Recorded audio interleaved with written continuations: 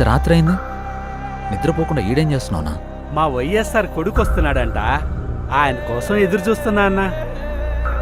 కాదన్నా, మీ వైఎస్ఆర్ కొడుకు వచ్చి నీ ముందు నిల్చున్నా నీకు కనపడదు కదనా? అన్నా, నాకు ఆయన కనపడకపోయినా నేను ఆయనకి కనపడతా కదన్నా. నాలాంటోళ్ళు ఆయన వెనకాలన్నామని తెలియడానికే నేను ఇక్కడ ఉన్నానన్నా.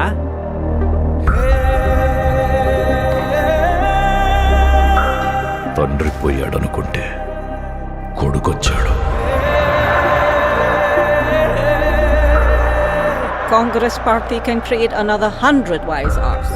Tell him, if he doesn't fall in line, the consequences will be very harsh.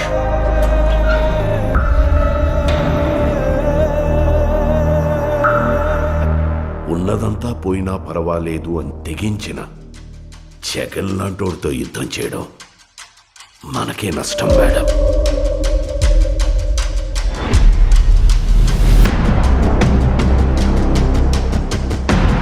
చరిత్రలో కని విని ఎరుగని రీతిలో అవినీతి చేశాడని అభియోగాలు మోపండి. 1,00,000 కోట్లని 1,00,000 సార్లు చెప్పించండి. ఒక అబద్ధాన్ని నిజం చెయ్యాలంటే అది మీడియాకి మాత్రమే సాధ్యం. If we can't defeat him, we can destroy him.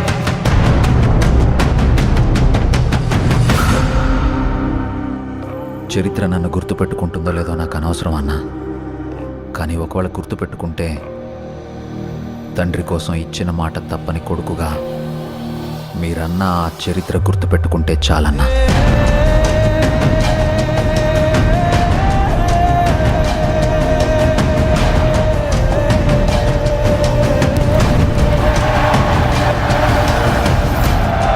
నాకు భయపడడం రాదయ్యా. నేనేంటో, నా రాజకీయం ఏంటో మీకింకా అర్థం కాకపోవచ్చు, కానీ ఒక్కటి గుర్తుపెట్టుకోండి, నేను వైఎస్ రాజశేఖర్ రెడ్డి కొడుకుని.